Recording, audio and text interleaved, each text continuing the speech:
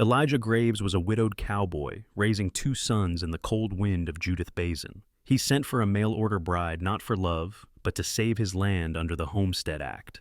When Ruth Hawthorne stepped off that dusty stagecoach, all she carried was a judge's letter and quiet grit. The town mocked her, the sheriff struck her, the barn burned. But through every trial, Ruth stood firm, bonnet still tied, heart still steady. She wasn't just building a home, she was planting something deeper. Will grace survive where greed rules the law? And can a stitched certificate hidden in a bonnet become the start of a legacy? Judith Basin, Montana Territory, April 1888. The snow had mostly retreated, leaving behind stubborn patches of mud and brittle grass that hadn't decided if it would grow again. Wind scraped across the hills like it carried unfinished business, rustling the last of the frostbitten sage. Elijah Graves stood with his boot propped against the fence rail, arms folded, watching Hayes and Silas Jr. argue over the last chunk of cold cornbread. Hayes, 10 and wiry, had the sharper tongue. Silas, younger by 2 years, had quicker hands. Their voices carried across the yard, bouncing off the lean-to barn that leaned more than it stood. He didn't raise his voice. He rarely did. Instead, he turned back to the stump near the porch, where a stack of letters lay beside a faded tin cup. The top one was worn, opened and folded too many times. Inside was a certificate signed and sealed by a judge in Ohio, validating a proxy marriage between himself and a woman named Ruth Hawthorne. The ink was neat, the idea less so. "She's coming today," Hayes asked, crumbs still on his lip. Elijah nodded once. "Stage gets in before sundown. I want y'all clean and polite." Silas kicked at the ground. "What if she's mean?" Elijah sighed. "Then we be kind anyway. That's how we do things here." He didn't say it aloud, but the truth hummed beneath his breath like a gospel refrain. We need her.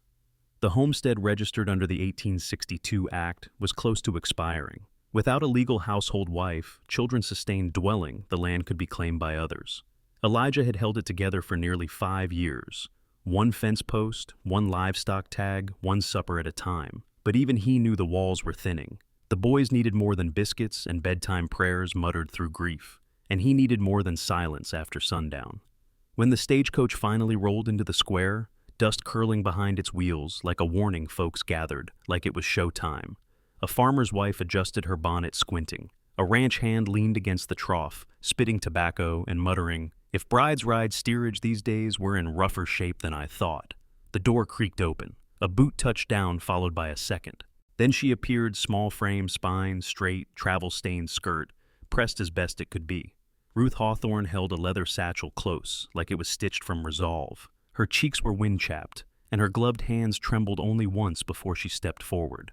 She spotted Elijah immediately. "You must be Mr. Graves."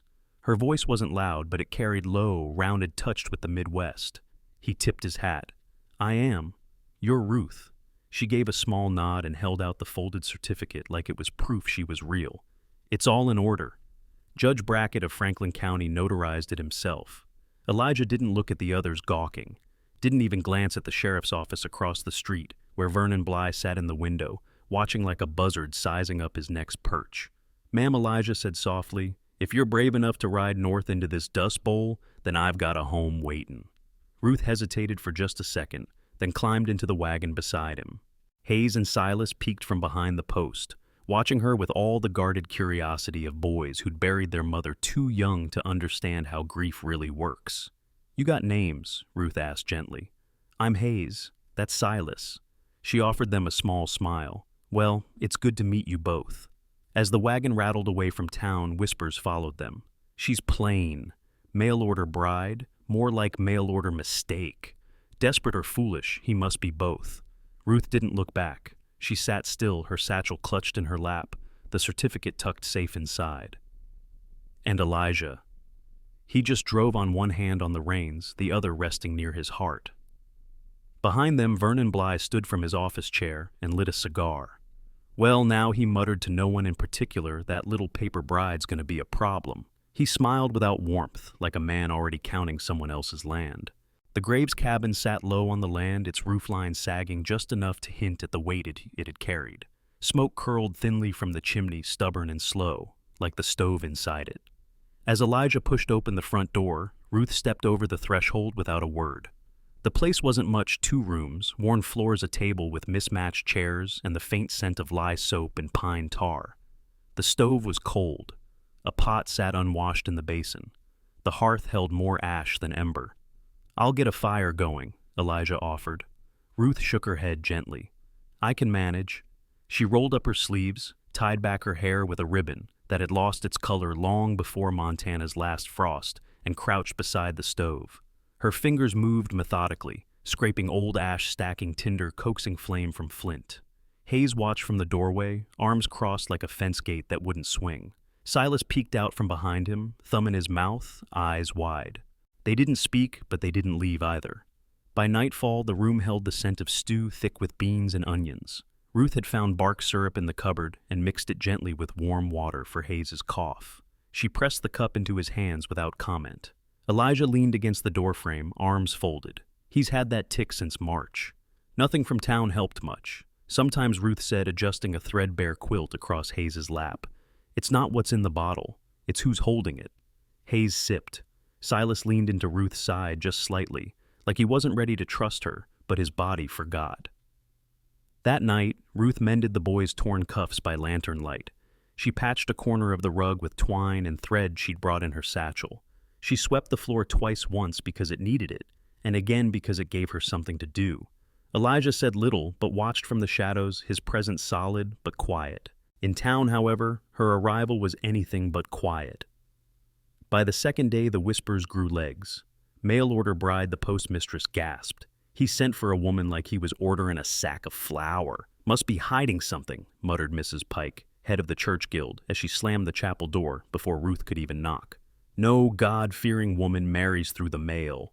Ruth didn't flinch. She walked back to the wagon, her bonnet pulled low. "Didn't take," she said, climbing up beside Elijah. He didn't ask for details, just clicked the reins and drove home slow. That evening, the family sat for supper, warm biscuits crumbling in their hands, stew thick enough to quiet hunger. Hayes had stopped coughing. Then Silas froze mid-bite. "Papa," he whispered. "The door." Elijah rose slowly. Tied to the latch was a dead crow. Its wings were spread open, crudely nailed to the wood, and its eyes had been carved out. Below it, scratched deep into the frame, were 4 letters, O-U-T. Ruth didn't scream. She didn't cry. She stepped forward, unhooked the limp bird gently, and carried it to the far edge of the yard. She dug a shallow hole with the fireplace shovel and buried it herself. When she returned, her dress was streaked with dust, but her eyes were steady. She lit every lamp in the house and pulled the curtains wide. "Let him see. I'm not leaving," she said. Elijah stared at her a moment longer than necessary. "You don't have to." "I know," she said softly, "but I will." He nodded. That night, Ruth tucked the boys into bed and sat at the end of the porch, with her shawl wrapped tight, listening to the wind whistle through the cottonwoods. Her fingers gripped her satchel, the judge's certificate still folded inside. Behind her, a light glowed from the cabin window. And miles away, Vernon Bly chewed the end of a cigar and turned to Sheriff Tate. "You ever hear of the cohabitation clause in the county charter?" he asked, lips curling. The sheriff narrowed his eyes. "Barely." Bly smirked. "Well, it's time the widow's bride got reminded just how alone she really is." By the 3rd week, the basin thawed just enough for the mud to fight back underfoot. Ruth kept to her tasks, laundry strung across fence posts, bread rising on the stove. Silas's jacket patched neat at the elbows. She didn't ask for thanks, and Elijah, still a man of few words, offered quiet gestures instead. A fixed door hinge, a sharpened paring knife laid gently beside her cutting board. But trouble didn't come loud.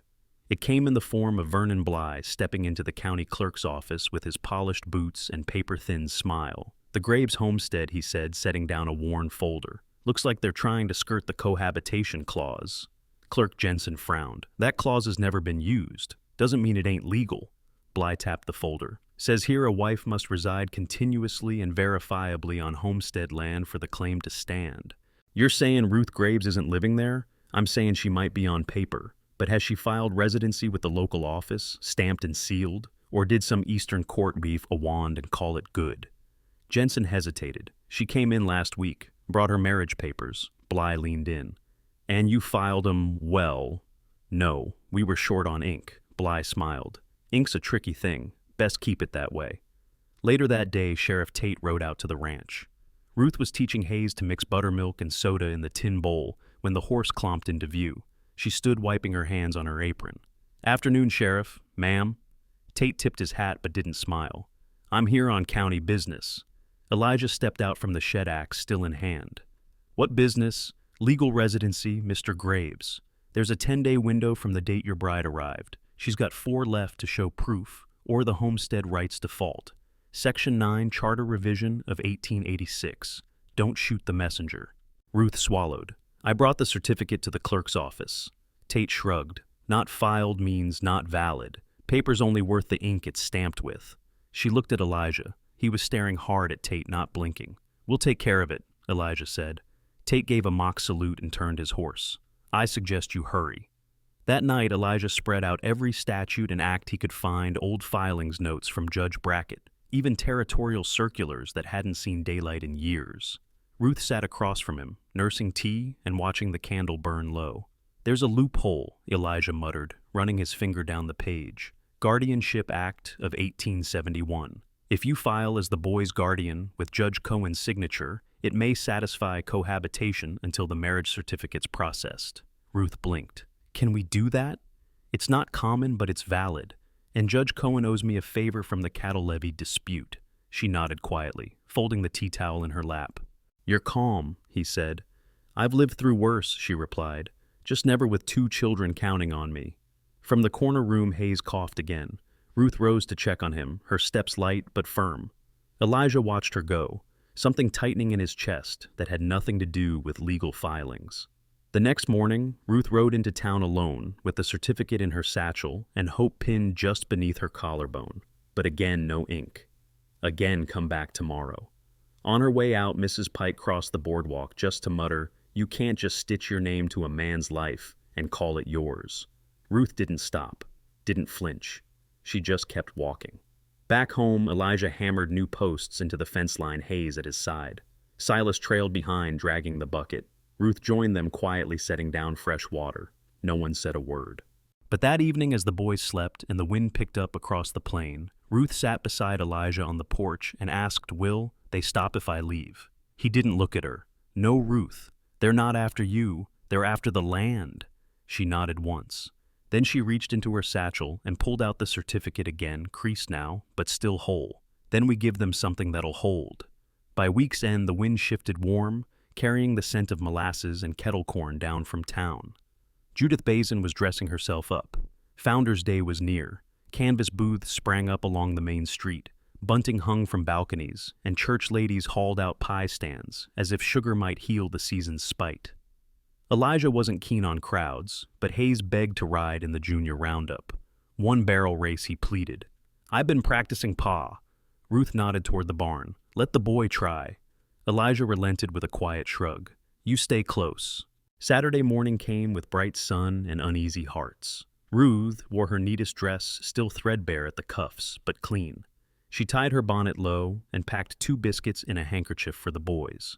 Silas clutched her palm as they stepped into town, his free hand gripping Elijah's sleeve. Hayes mounted Elijah's old pony Samson, who snorted and flicked his tail like he missed his quiet pasture. The other boys laughed. One nudged, "That nag's older than the dirt he's steppin' on." Hayes flushed red but sat tall in the saddle. "He's got heart." Ruth stood near the fence line, eyes on her boy. The barrel whistle blew. Samson started slow but steady, rounding the markers wide but smooth. Halfway through, Hayes leaned too far. His stirrup slipped. He tumbled hard, landing in the dust with a thud. The crowd gasped. Ruth didn't wait. She climbed the fence and crossed the arena in seconds, skirts dragging. She reached Hayes as he sat up, groaning, cradling his wrist. "Let me see," she said, gently brushing the dirt from his cheek. He blinked at her through watering eyes. "Don't tell Pa." "I won't," she said with a soft smile, "but I might tell Samson." She glanced at the pony who had stopped calmly nearby, reins loose. Ruth turned toward the crowd. "He's all right," she called, just pride bruised. Some clapped, a few laughed, but others muttered behind gloved hands, overstepping, not even legal, flaunting herself like that. Sheriff Tate pushed through the crowd, boots kicking up dust. "You," he barked, pointing at Ruth, "you're not registered to speak for this child, or his property." Ruth stood up calmly, placing herself between Tate and Hayes. "He's a boy, not property," Tate sneered. "Don't get clever. Your filings, your so-called guardianship ain't on record here. They will be," she replied. Before Tate could retort, Elijah was there. "Touch my wife again," he said, voice low, "and I'll answer you in front of a territorial judge."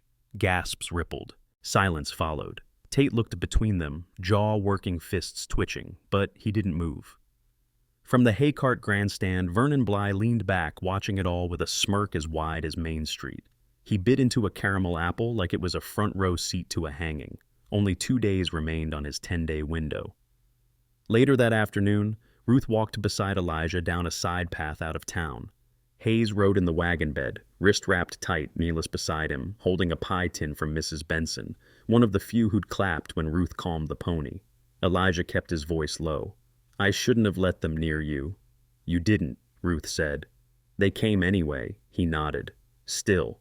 Ruth looked out over the hills, golden in the afternoon light. "You ever think," she murmured, "that maybe they ain't fighting me? They're fighting what I remind 'em of. A woman with no land who walked right in and planted herself like she belonged." Elijah stared ahead. "You do." Ruth didn't reply, but the quiet between them carried more than any vow. That night, Hayes slept sound with a sling at his side. Elijah sharpened the kitchen knives in silence, and Ruth sat by the oil lamp sewing new buttons onto Elijah's shirt, buttons he hadn't asked for, but wore the next day anyway. In the dark corners of town, Vernon Bligh was already drafting a new plan. Something quiet, something that burned. The air was crisp and biting on the morning Elijah, Ruth, and Reverend Cohen saddled their horses. The rising sun cast long shadows across the Judith Basin, painting the hills gold, but leaving the chill firmly in place. Ruth cinched her satchel tighter, the leather worn but sturdy. Inside were the original marriage certificate and the papers granting her guardianship over Hayes and Silas Jr. Both documents bore the seals and signatures they'd chased through the county office and beyond. Elijah studied the horizon, eyes sharp beneath his weathered hat. Fort Benton's clerk don't take kindly to last-minute filings. Ruth shrugged, mounting her horse beside him. "We've come this far. No use turning back now." They rode steady and silent through the morning, the horses' hooves muffled by thick grass and soft earth. Reverend Cohen, a lean man with a soft voice that carried faith and firmness, kept the rhythm of their progress with quiet prayers and careful watchfulness. By noon, the trio reached the county clerk's office. The sun glared through the small window, catching dust motes that danced in the stale air. Clerk Lucinda Ortiz, a middle-aged woman with a lined face softened by kindness, looked up from her ledgers when Ruth stepped forward. "You're here to file residency papers and guardianship?" "Yes," Lucinda asked, folding a pair of spectacles on her desk. Ruth nodded, pulling the documents from her satchel. "We'd like to make it official." Lucinda examined the papers carefully, eyes flicking to the judge's signature and county seals. "Everything's in order. I'll stamp these right away." Elijah exhaled, the first sign of relief cracking his steady demeanor. "Thank you, ma'am."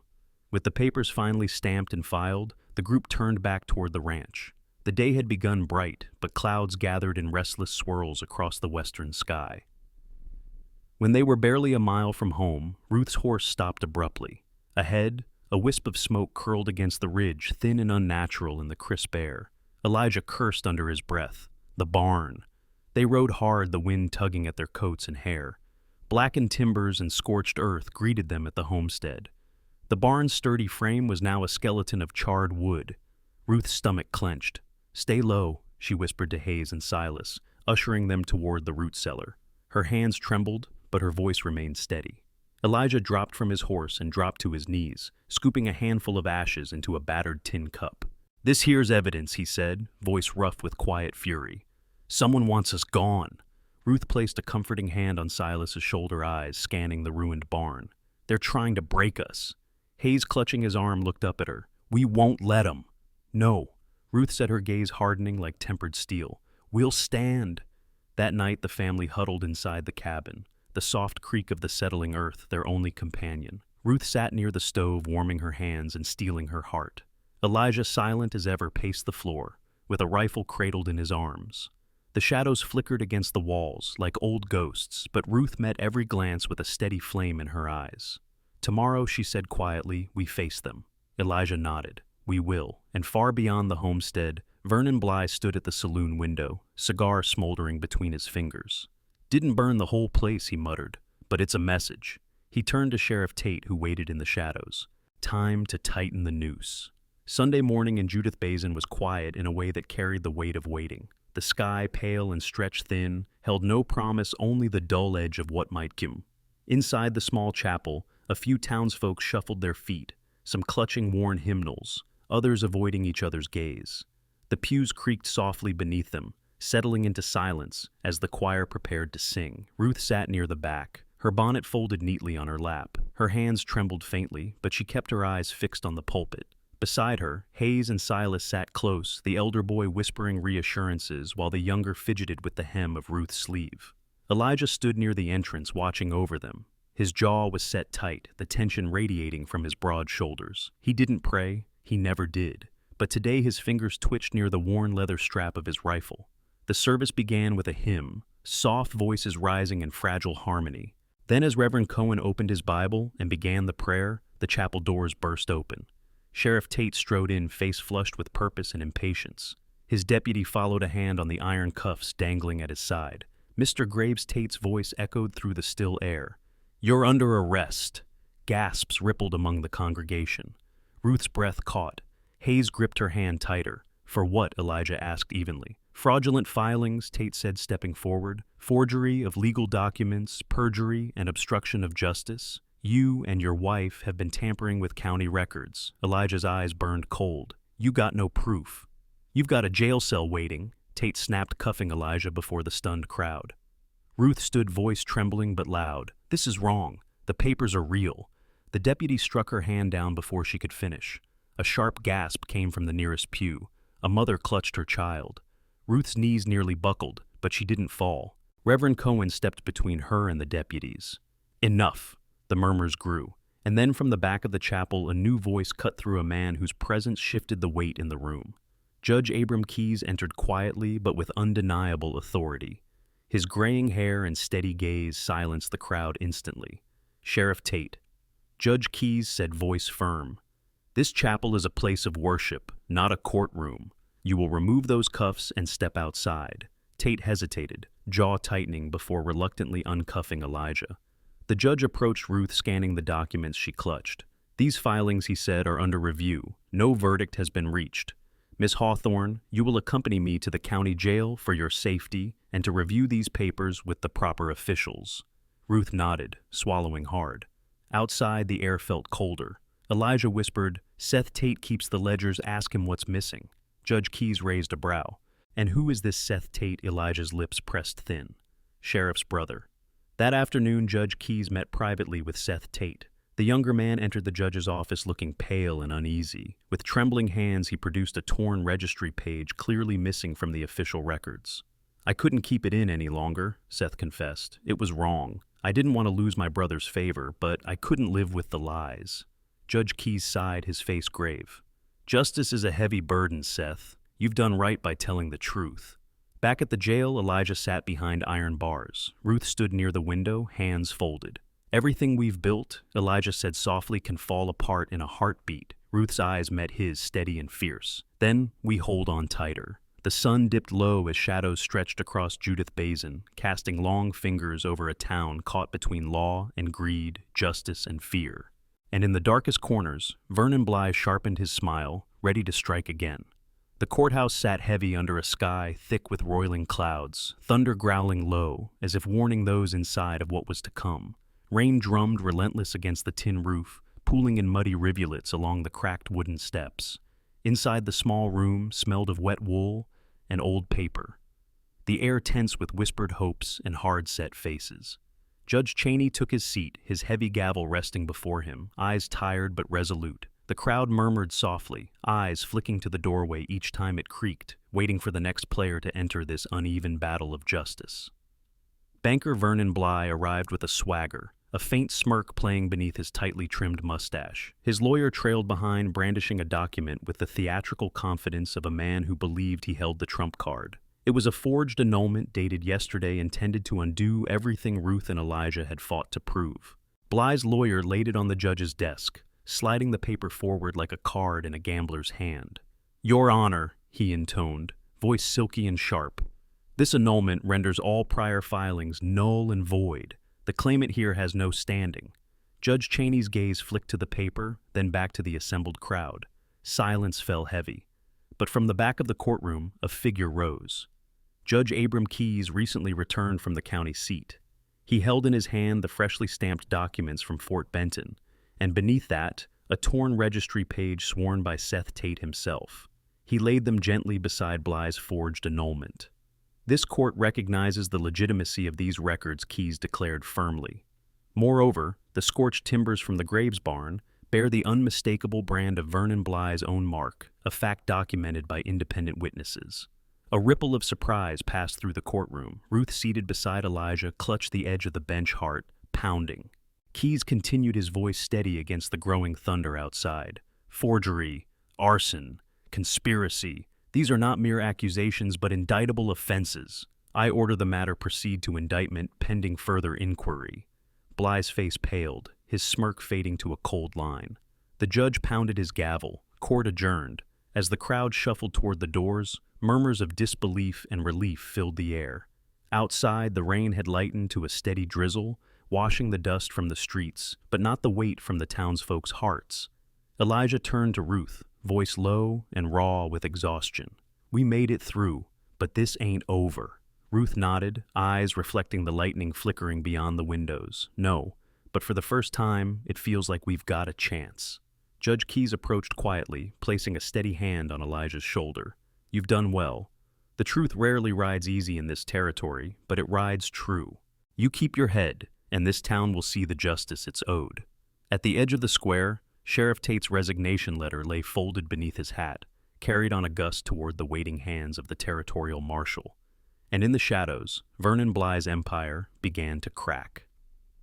That evening, as the sun bled red beneath retreating clouds, townsfolk gathered outside the Graves homestead. Nails were hammered, boards replaced, and apologies whispered over freshly planted lavender rows. Ruth knelt by the fence, fingers brushing the tender shoots. Elijah stood beside her, quiet but smiling. "Grace," Ruth whispered, "grows best in the soil trouble tried to scorch." Their boys played nearby, laughter breaking through the evening stillness. The land, like the family it held, was healing. The morning sun rose slow and heavy over Judith Basin, casting long shadows across streets that had not seen such quiet in months. The town was still, as if holding its breath, waiting for what might come next. Behind locked doors and shuttered windows, the truth was unraveling faster than anyone had dared hope. Territorial marshals arrived just after dawn, their horses stamping impatiently on the courthouse steps. With them came a quiet authority, a stark contrast to the bluster of Vernon Bly's reign. Inside, Bly's bank ledgers and papers were pulled from dusty vaults exposed under flickering lantern light. Forged liens, bribery payouts, and layers of tax dodges spilled like dirt from a cracked sack. Each page was a nail in the coffin of a man who'd long abused the town's trust.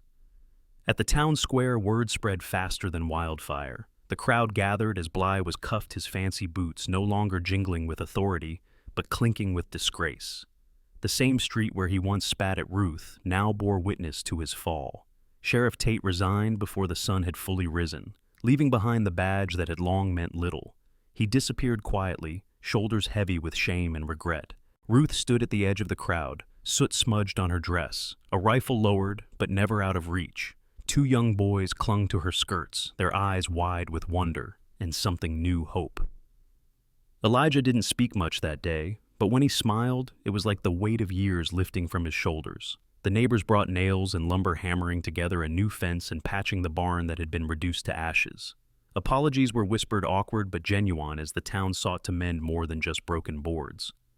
Ruth knelt by the freshly tilled earth along the fence line, planting lavender, a soft purple promise amid the rough soil. The fragrant blossoms would remind them all that grace could grow where fire once raged. Hayes and Silas helped, their small hands patting dirt, their laughter weaving a new melody into the land. Later, as the sun dipped behind the cottonwoods, Ruth and Elijah stood quietly by the barn, watching the boys chase fireflies. She broke the silence. "Grace grows best," she said softly, "in the soil. Trouble tried to scorch." Elijah nodded, eyes full. "And it's a hard thing to kill." They stood there bound by more than land or law, bound by the family they'd fought to keep, and the quiet love that had rooted deep beneath the storm. The town would not forget what happened, but perhaps finally it would remember what it meant to be used. The crisp autumn air smelled of earth and promise, carrying with it the first hint of frost on the wind. Beneath a broad cottonwood tree by the newly rebuilt barn, neighbors gathered, some still dusty from their work, others dressed in their Sunday best. Children darted between horses and wagons, their laughter ringing clear against the fading light. Elijah stood tall beside Ruth, his hand resting gently over hers. The boys, Hayes in suspenders too big for him, Silas clutching a worn leather ball, stood nearby, wide-eyed and quiet with the weight of the moment. Reverend Cohen's voice was steady as he spoke the words that tied together a year's worth of struggle, heartache, and hope. In the sight of God and these witnesses, we renew the vows of love and protection. Ruth's bonnet caught the last rays of sun, and her cheeks flushed not from cold, but from a quiet joy that had taken root deep inside. Elijah's gaze held hers steady and sure. This land, this family is more than a claim or a contract. It's home. When the ceremony ended, the crowd spilled into the yard, offering pies and handshakes, laughter, and whispered congratulations. The fence posts were sturdy now, the lavender blooming bright against the weathered wood. Inside the cabin, Ruth cradled her growing belly, a promise of new life and new beginnings. The boys pulled at her skirts, their rough hands full of tenderness, their faces shining with pride. Elijah sat by the hearth, his eyes soft as he watched them. When Ruth placed a small bundle in his arms, he tucked the original bride letter carefully into the family Bible. She didn't just save this land, he told the boys, voice low and certain. She saved what we could become. Outside, the cottonwood leaves whispered in the breeze, a quiet chorus to a family's unspoken prayers. Years from now, when the dust settles on this stretch of Montana, they'd remember the woman who came by stagecoach, the man who stood steady beside her, and the boys who learned to believe in something better. Because sometimes the fiercest fights aren't won with guns or gold, they're won with grace, grit, and the quiet strength of a family.